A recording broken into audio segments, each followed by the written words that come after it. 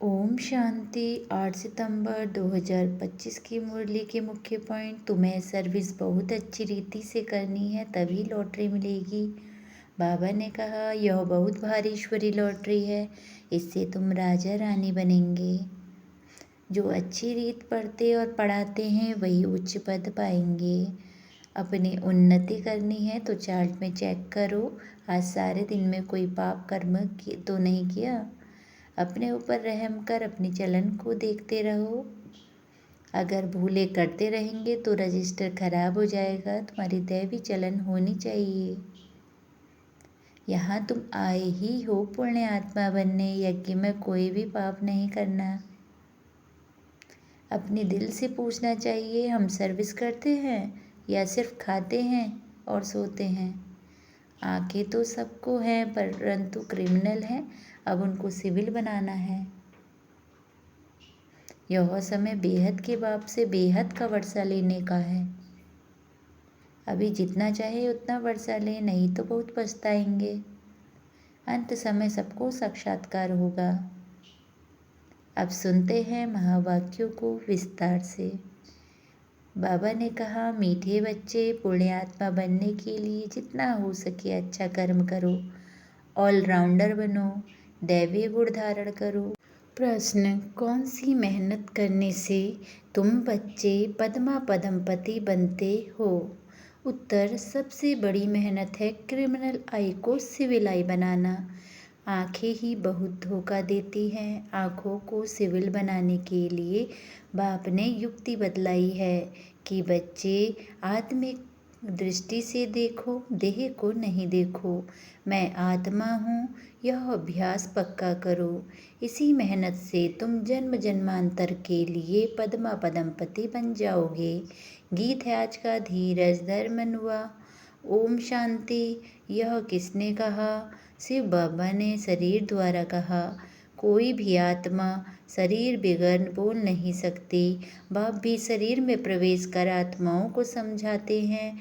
बच्चे, अभी तुम्हारा जिस्मानी कनेक्शन नहीं है, यह है रूहानी कनेक्शन। आत्मा को ज्ञान मिलता है परम पिता परमात्मा से। देहधारी जो भी हैं सब पढ़ रहे हैं। बाप को तो अपनी देह नहीं है, तो थोड़े टाइम के लिए इनका आधार लिया है। अब बाप कहते हैं अपने को आत्मा निश्चय कर बैठो। बेहद का बाप हम आत्माओं को समझाते हैं, उनके बगैर ऐसे कोई समझा ना सके। आत्मा आत्मा को कैसे समझाएगी? आत्माओं को समझाने वाला परम पिता चाहिए। उनको कोई भी नहीं जानते हैं। त्रिमूर्ति से शिव को उड़ा दिया है। ब्रह्मा द्वारा स्थापना कौन कराएंगे? ब्रह्मा तो नई दुनिया का रचयिता नहीं है। बेहद का बाप रचयिता सबका एक ही शिव बाबा है। ब्रह्मा भी सिर्फ अभी तुम्हारा बाप है, फिर नहीं होगा। वहाँ तो लौकिक बाप ही होता है। कलयुग में होता है लौकिक और पारलौकिक। अभी संगम पर लौकिक, अलौकिक और पारलौकिक 3 बाप है। बाप कहते हैं सुखधाम में, मुझे कोई याद नहीं करता। विश्व का मालिक बाप ने बनाया, फिर चिल्लाएंगे क्यों? वहाँ और कोई खंड नहीं होते, सिर्फ सूर्यवंशी ही होते हैं। चंद्रवंशी भी बाप बाद में आते हैं। अब बाप कहते हैं बच्चे धीरज धरो, बाकी थोड़े दिन हैं, पुरुषार्थ अच्छी रीति से करो। दैवी गुण धारण नहीं करेंगे तो पद भी भ्रष्ट हो जाएगा। यह बहुत बड़ी लॉटरी है। बैरिस्टर, सर्जन आदि बनना भी लॉटरी है ना। बहुत पैसा कमाते हैं, बहुतों पर हुक्म चलाते हैं। जो अच्छी रीति पढ़ते पढ़ाते हैं वो उच्च पद पाएंगे। बाप को याद करने से विकर्म विनाश होंगे। बाप को भी घड़ी घड़ी भूल जाते हैं। माया याद भुला देती है, ज्ञान नहीं भुलाती है। बाप भी कहते हैं अपनी उन्नति करना है तो चार्ट रखो, सारे दिन में कोई पाप कर्म तो नहीं किया, नहीं तो 100 गुना पाप बन जाएगा। यज्ञ की संभाल करने वाले बैठे हैं, उनकी राय से करो। कहते भी हैं जो खिलाओगे जहाँ बिठाओगे तो बाबा, बाकी और आशाएं छोड़ देनी है, नहीं तो पाप बनता जाएगा। आत्मा पवित्र कैसे बनेगी? यज्ञ में कोई भी पाप का काम नहीं करना है। यहाँ तुम पुण्य आत्मा बनते हो। चोरी चकारी आदि करना पाप है ना। माया की प्रवेशता है, ना योग में रह सकते, ना ज्ञान की धारणा करते हैं। अपने दिल से पूछना चाहिए, हम अगर अंधों की लाठी ना बने तो क्या ठहरे, अंधे ही कहेंगे ना। इस समय के लिए ही गाया हुआ है धृतराष्ट्र के बच्चे, वो है रावण राज्य में, तुम हो संगम पर, राम राज्य में फिर सुख पाने वाले हो। परम पिता परमात्मा कैसे सुख देते हैं, किसकी बुद्धि में नहीं आता। कितनी भी अच्छी रीति समझाओ फिर भी बुद्धि में नहीं बैठता। अपने को जब आत्मा समझे तब परमात्मा का ज्ञान भी समझ सके। आत्मा ही जैसा पुरुषार्थ करती है ऐसा बनती है। गायन है अंतकाल जो स्त्री सिमरे, बाप कहते हैं जो मुझे याद करेंगे तो मेरे को पाएंगे, नहीं तो बहुत बहुत सजाए खाकर आएंगे। सतयुग में भी नहीं त्रेता की भी पिछाड़ी में आएंगे।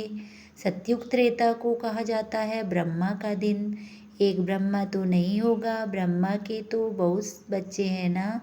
ब्राह्मणों का दिन भी ब्राह्मणों की रात होगी। अभी बाप आए हैं रात से दिन बनाने, ब्राह्मण ही दिन में जाने के लिए तैयारी करते हैं। बाप कितना समझाते हैं, दैवी धर्म की स्थापना तो जरूर होनी होगी, कलयुग का विनाश भी जरूर होना है। जिनको कुछ भी अंदर में संशय होगा तो वह भाग जाएंगे, पहले निश्चय फिर संशय हो जाता है, यहाँ से मरकर फिर पुरानी दुनिया में जाकर जन्म लेते हैं, विनसंती विनसंती हो जाते हैं। बाप की श्रीमत पर तो चलना पड़े।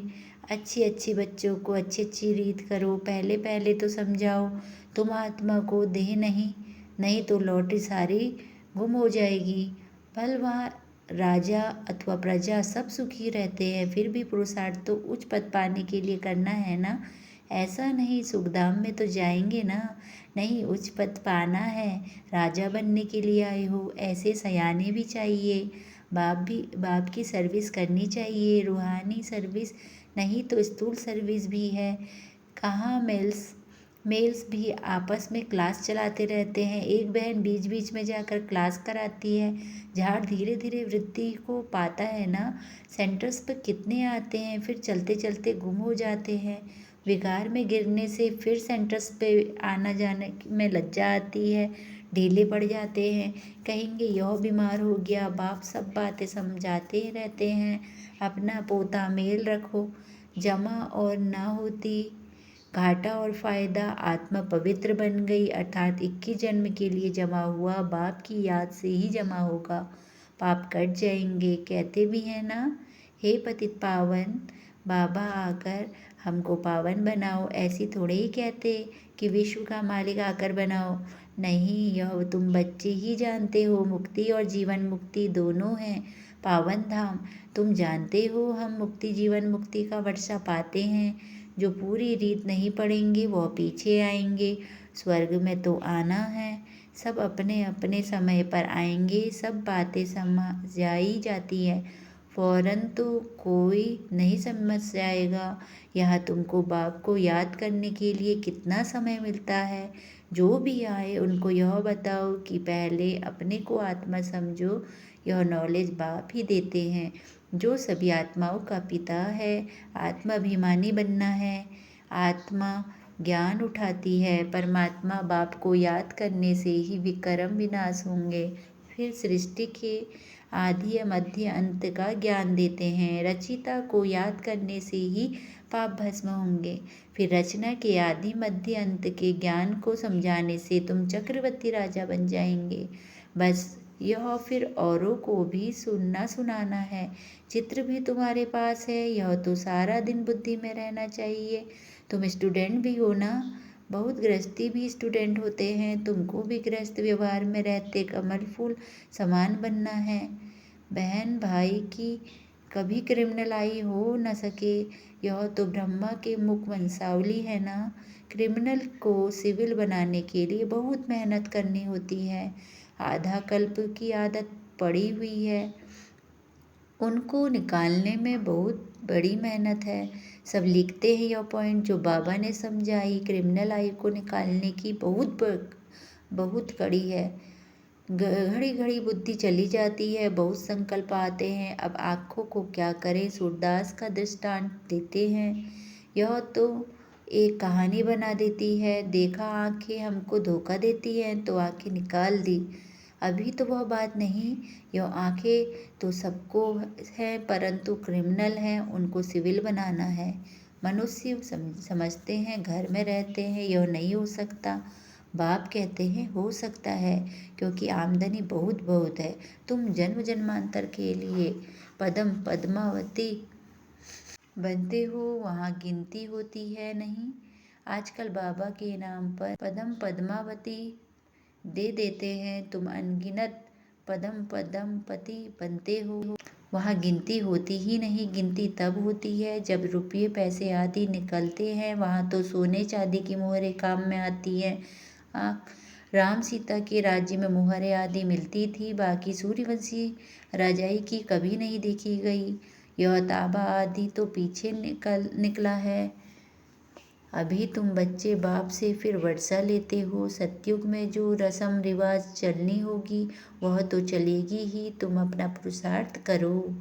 स्वर्ग में बहुत थोड़े होते हैं, आयु भी बड़ी होती है, अकाले मृत्यु नहीं होती। तुम समझते हो हम काल पर जीत पा लेते हैं।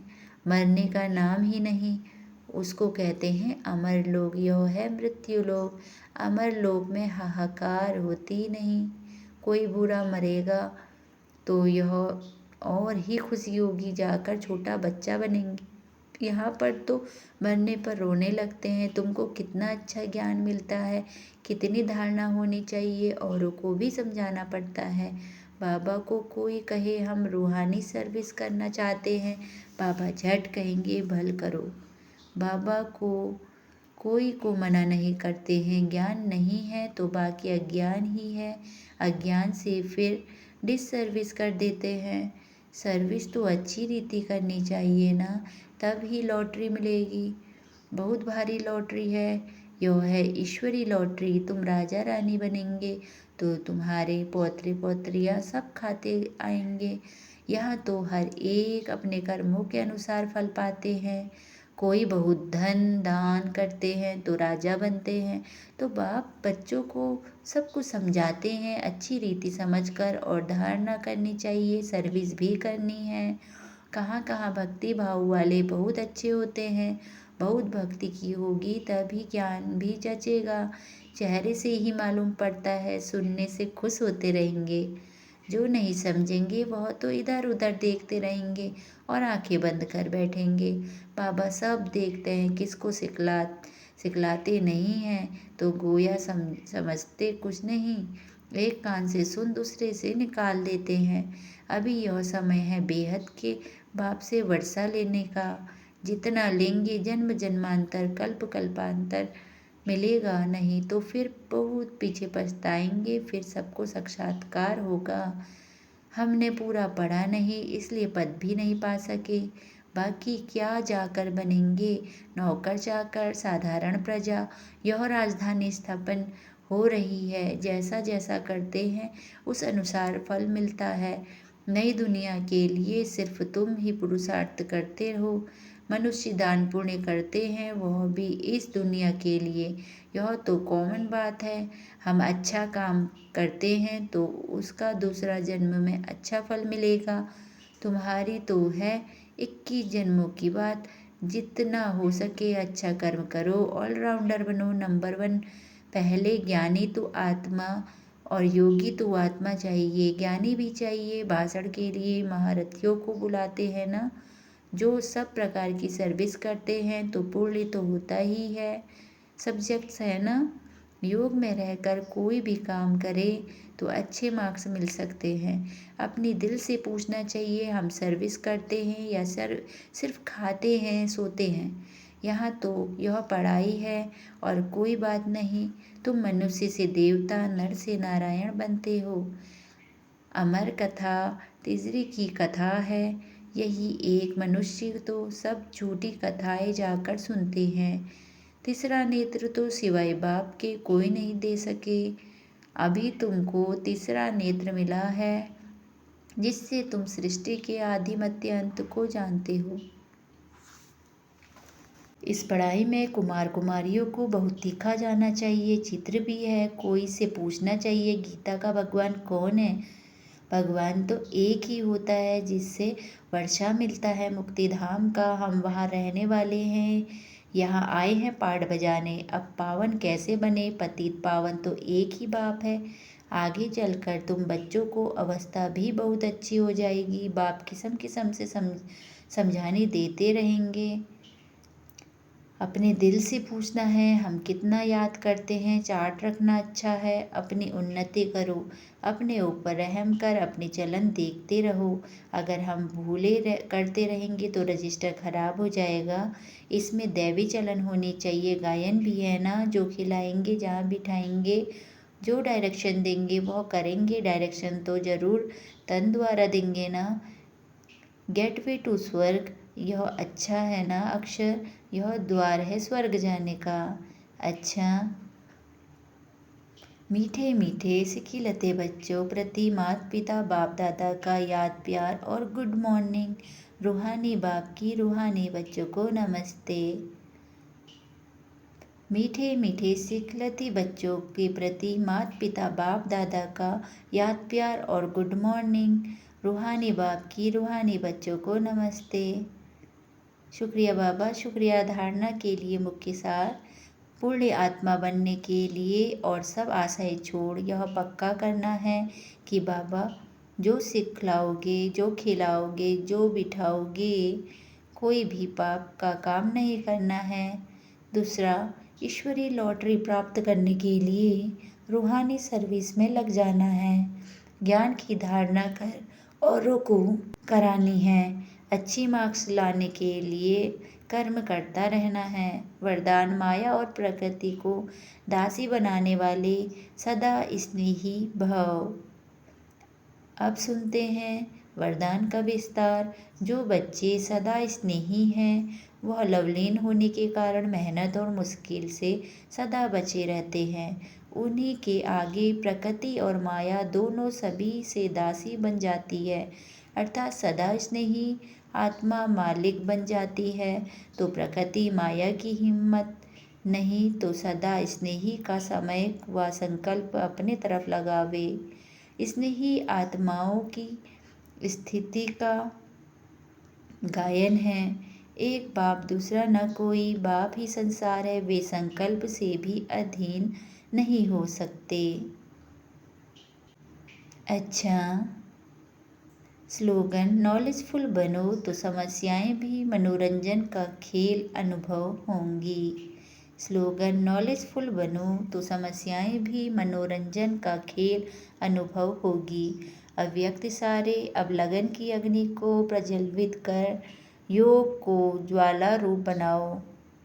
इस कलयुग तमो प्रधान जड़ जड़ीभूत पुराने वृक्ष को भस्म करने के लिए संगठित रूप में फुल फोर्स से योग करो, ज्वाला योग। ऐसी ज्वाला स्वरूप की याद तब रहेगी जब याद का लिंग सदा जुटा रहेगा। अगर बार बार लिंग टूटता है तो फिर जोड़ने में समय भी लगता है, मेहनत भी लगती है और शक्ति के बजाय कमजोर होते जाते हैं। ओम शांति।